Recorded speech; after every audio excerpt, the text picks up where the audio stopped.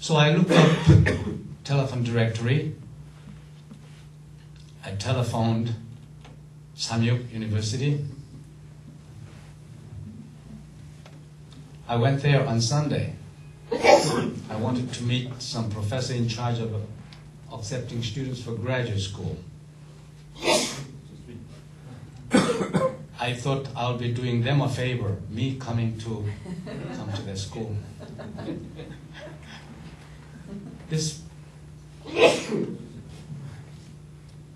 He was not there, so I went back again Monday. I was wondering, this Adventist, I thought they worship on Sabbath day. Then they should work on Sunday. I'm very familiar with the Sabbath because in my business life of 35, 6, 7 years, most of them were with Jewish people. So they free me and they liberate me from bothering me from Sabbath time, Sabbath day. So I'm reasonably familiar with the diet, their rituals, Sabbath. I was very happy whenever Sabbath comes, simply because they leave me alone. You know how the Jewish businessmen are. They don't want to leave you any profit. They don't want to leave you with any flesh in the bones. But what is good about them is they are correct and punctual on money. That's why I've been doing business with them for a long time. But I was rejected at first question. Where were you baptized? You know, I studied a little bit law. In my mind, so is a baptism a condition to be admitted to school? You know, it is unconstitutional in Korea, at least, to discriminate admission of students in educational. I used to be a little bit familiar with this kind of thing. But me, I'm now going to become a good Christian. So I didn't complain to him. But I was very upset. This eventually led me to talk to one of the pastors in IS I used to know, Korean pastor and professor. So I called him, was complaining to him. After a few minutes complaint on the international telephone, he said, why don't you come on over here? So why should I? You know, IS, they are institute. So in my generation, when you say institute, those are the places where inferior students go to implement their studies. So I'm insulted. How can I go to the institute? You know, I am a graduate of fine university. I am an elite.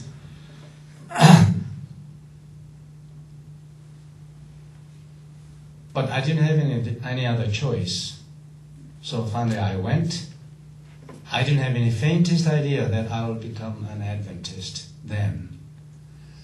Into classroom, I was not accepted yet because I barged in without sufficient list of documents. So many years after finishing school, I don't know where's my school records, I don't know all this. Now they ask me, you go to your school and ask them to send directly, all this, it gave me a lot of headaches.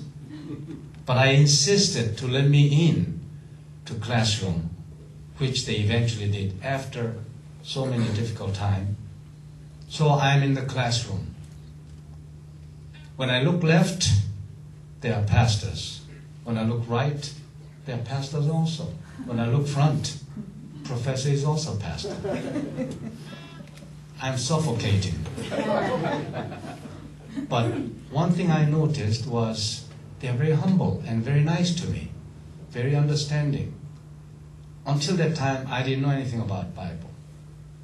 But all my classmates seem to know almost everything in their heart.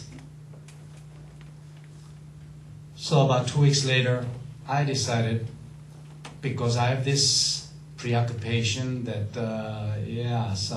now I can say Sunday churches, pastors do this, pastors do that, money, probably you all know what I'm talking about in Korea. Sometimes a little bit not so honorable behaviors, demanding a lot of money from pastor to elders or the church. Of course, I had that information. But here the pastor, students are very humble. So I thought, okay, it may not be bad to join this church. Of course, I didn't know anything about fundamental beliefs, 27, now 28, or our distinctive doctrines. So I decided to become Adventist. I was baptized 2 months later in Aya's church. I thank God for granting me this special privilege to accept me at my final stage of my life.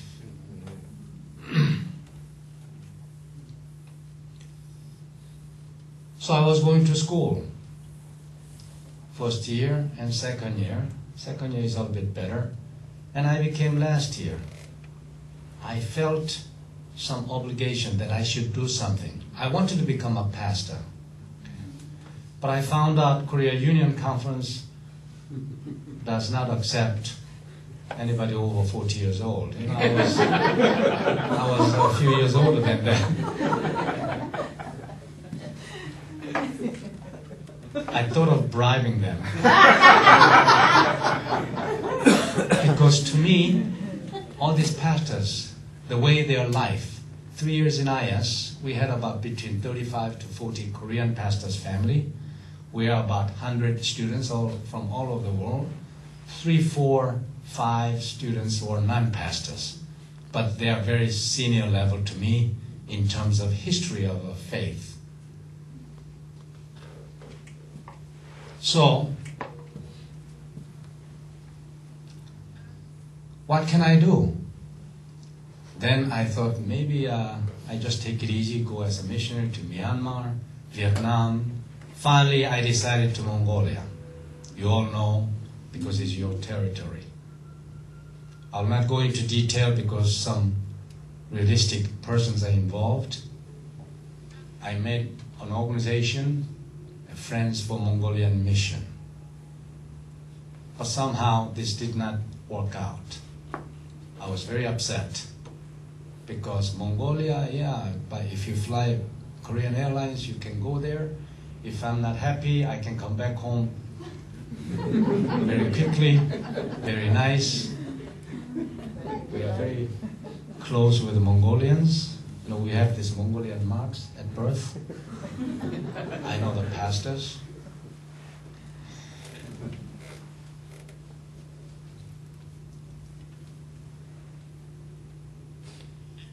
In the last vacation, spring vacation, IS has this March, is a time graduation vacation, 3 weeks. I thought somehow if I go as a missionary, I may not be able to see my children. 2 of them are in Los Angeles. So I went there. Probably I thought this may be one of the last time I see my children. One of my boy gave me as a gift a CD, The Greatest Hymns, that's a title, sung by, familiar, is it Nicole Spanberg? I heard it.